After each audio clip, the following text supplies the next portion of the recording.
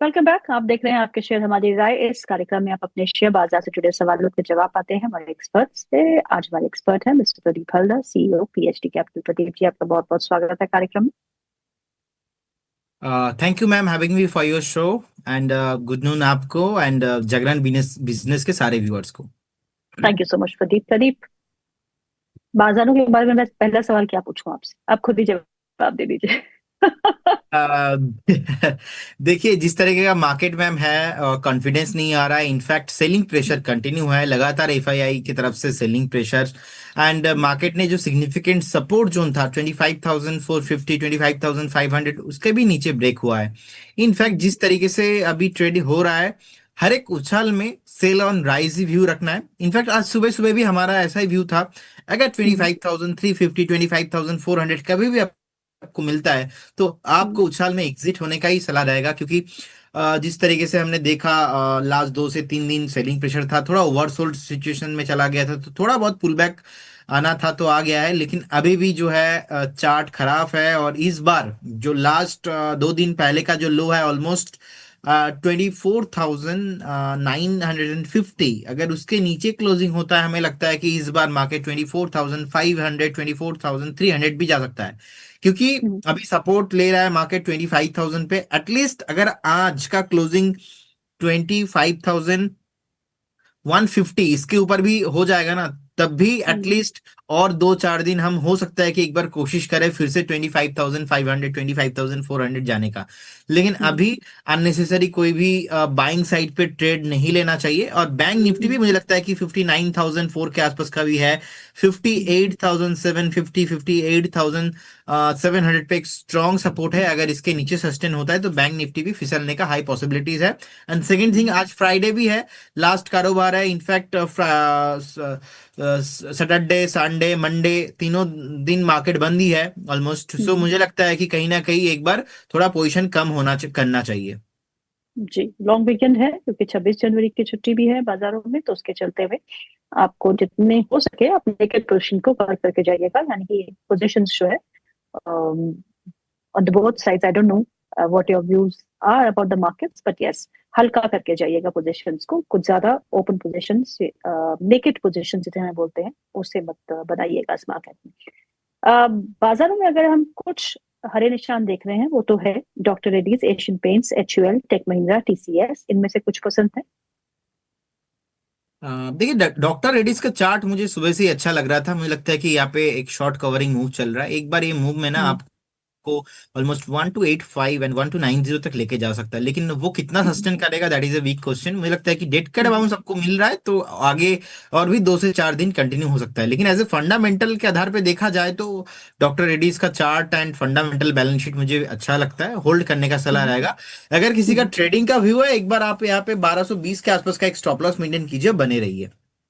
Okay, चलिए अब सवाल जवाब का सिलसिला हम शुरू करते हैं। हमारे फर्स्ट व्यूअर है एस के आहूजा जी। वो पूछते हैं, उनके पास औरो फार्मा है और बिंदु फार्मा 100 शेयर्स है, 1216 के स्तर पे लिए है। और दूसरा RIIL है, Reliance industrial infra limited, 100 shares at 904। So what's your view sir? I am a retired chief manager from SBI।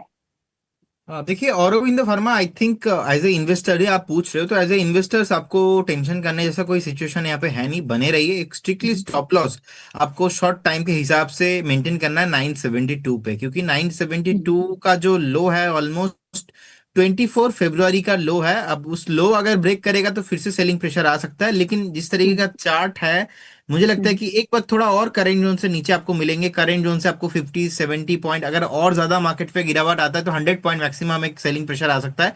लेकिन कोई प्रॉब्लम नहीं है, अगेन आपको फिर से घूम फिर के बेस बनाने के बाद ऊपर मिलेंगे। स्टॉक भागेगा ना फ्रेश 1220 क्रॉस जब भी करेगा, आपको अगेन स्टॉक फिर से 1450 एंड अबव आते हुए दिखाई देंगे। रिलायंस इंडस्ट्रियल इंफ्रास्ट्रक्चर 692 के आसपास का प्राइस है। फ्रेश ब्रेकडाउन आया है, एक बार ना लग रहा है कि 615 600 आने के लिए रेडी हो रहा है। सो पर्टिकुलर स्टॉक्स में शॉर्ट टर्म में कोई व्यू नहीं होगा, नेगेटिव व्यू ही बन रहा है। लेकिन बाइंग अपॉर्चुनिटी अभी नहीं ढूंढना चाहिए रिलायंस इंडस्ट्रियल इंफ्रास्ट्रक्चर में। लेकिन जिसके पास है वो क्या करे? जिनके पास है, आपको ना एक स्ट्रिक्टली स्टॉप लॉस जो कि 678 के अराउंड आ रहा है, आपको वहां पे मेंटेन करना है। अगर 678 के नीचे आता है तो नेक्स्ट आपको 600 एंड उसके नीचे भी आने का हाई पॉसिबिलिटी पॉसिबिलिटीज है ऑलरेडी। मैं आपको न्यू कोई होप देना नहीं चाहता, क्योंकि 740 750 एक बढ़िया सपोर्ट जोन था, उसके नीचे ब्रेकडाउन आ चुका है। अब इस ब्रेकडाउन में 600 on the way. Okay, because he is holding from 900 level, so 900 से अब तक तो उनको अच्छा खासा नुकसान तो हो रहा है, बट मेरा चार्ट स्टडी करा है प्रदीप ने, तो प्रदीप ने आपको सलाह दी है, उस पर आप एक बार सोच विचार करिएगा। अगला जो सवाल है वो है मनीष की तरफ से। वो पूछते हैं कल्याणी इन्वेस्टमेंट के बारे में।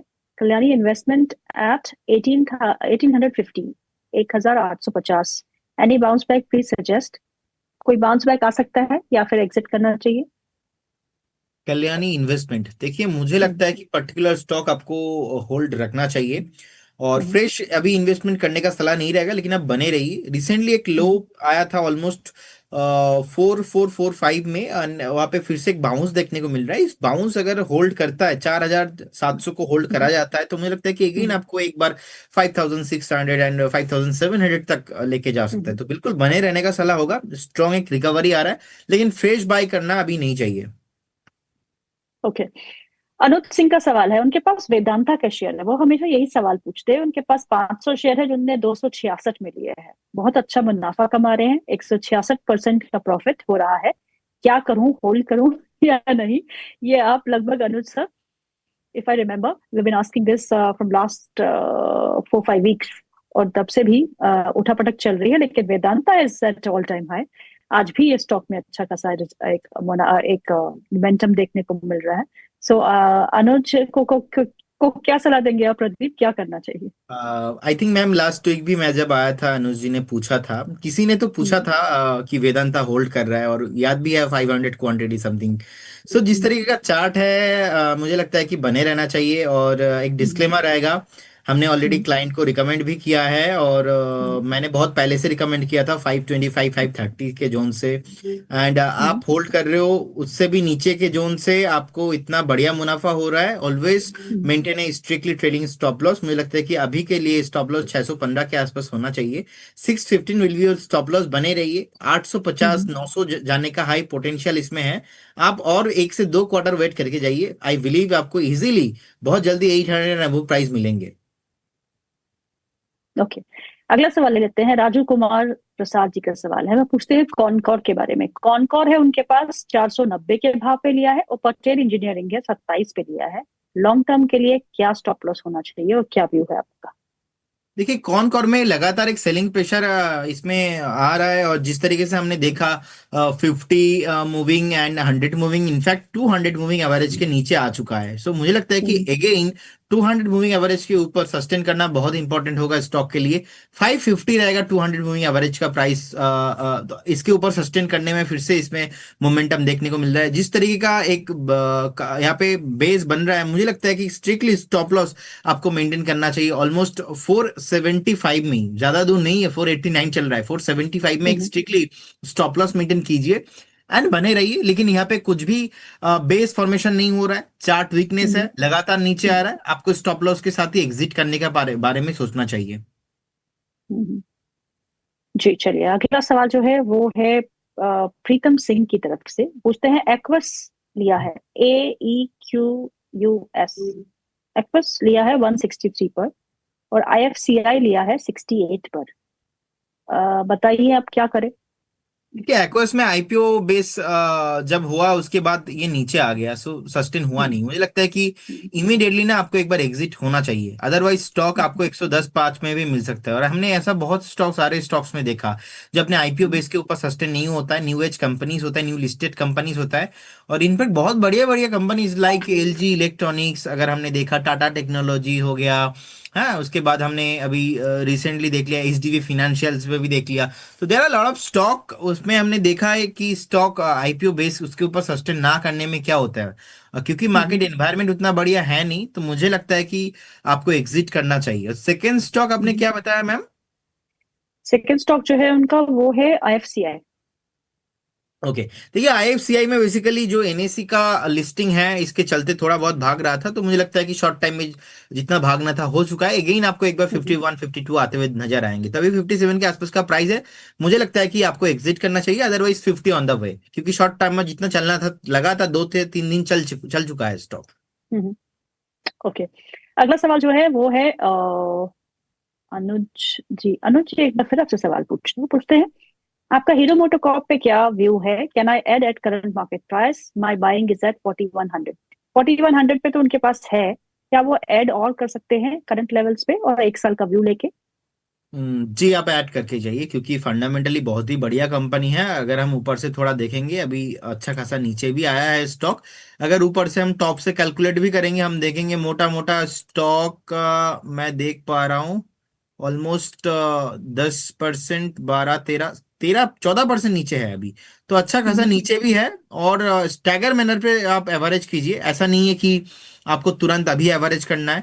आप हम्म। 5400 पे 20% एवरेज कीजिए, बाकी और अगर नीचे आता है 5000 में थोड़ा एवरेज कीजिए। ऐसे स्टैगर मैनर पे हम्म। जो है एक बार एवरेज करने का सलाह होगा, क्योंकि हम्म। गवर्नमेंट का फोकस भी इस बार बजट में कंजम्पशन को लेके है। एंड ओवरऑल ओवरऑल हम्म। इस सेक्टर को मैं पॉजिटिवली देख रहा हूँ। और मुझे लगता हम्म। है कि आपको ऐड करना चाहिए। इजीली 1.5 2 साल का टाइम देंगे, आपको साढ़े सात हम्म। हजार 8000 तक प्राइस आते हुए दिखाई देंगे। जी, अगला सवाल ले लेते हैं। अगला सवाल है डी जगत का।